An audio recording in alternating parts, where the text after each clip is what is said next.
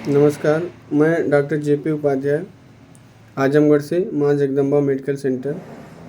मैं आज आप लोगों को ये बताने आया हूँ कि जो हमारा लंग्स होता है यानी कि जो हमारा फेफड़ा है या जो हमारा हार्ट यानी कि हमारा हृदय, ये दोनों आपसी कोरिलेट होकर के कैसे हमारे बॉडी के लिए, हमारी लाइफ के लिए कैसे काम करते हैं, जिससे कि हमारी बॉडी और हमारा लाइफ दोनों बेहतर होता है। जैसे कि हम अपने नाक से सांस लेते हैं और सांस नली के माध्यम से जो ऑक्सीजन है वो अंदर जाता है हमारे फेफड़ों में, फिर वहाँ से ब्लड में ऑक्सीजन की मिक्सिंग होती है, फिर वो हमारे हार्ट के थ्रू पूरी बॉडी में जाता है, जिससे हमें सांस लेने में आसानी होती है और हमारे पूरे बॉडी को ऑक्सीजन मिलता है। ये बड़ी प्रक्रिया है, इसको अगर बताया जाए तो बहुत लंबा समय लगेगा, लेकिन मैं एक शॉर्टकट में आपको बता रहा हूँ कि हमारे फेफड़े और हमारे हृदय आपस में जुड़े हुए होते हैं, तभी हमारे स्वास्थ्य को एक बेहतर दिशा प्रदान होती है।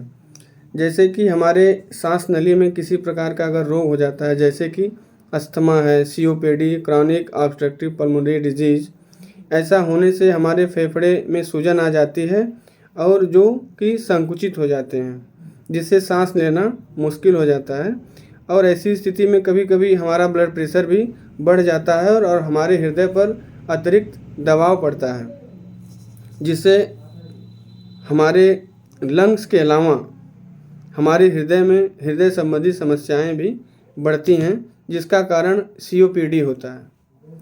इसलिए सीओपीडी के मरीजों को हमेशा अपने डॉक्टर की सलाह पर इन्हेलर लेना चाहिए और बीच बीच में हमेशा उनको दिखाते रहना चाहिए, नहीं तो हमारी सांस की समस्या की वजह से हार्ट की भी समस्या बढ़ जाती है। सीओपीडी एक ऐसी स्थिति है कि जो हमारे छाती में कसाव लाती है, जिसकी वजह से सांस फूलना, घबराहट जैसे लक्षणों के कारण बनते हैं।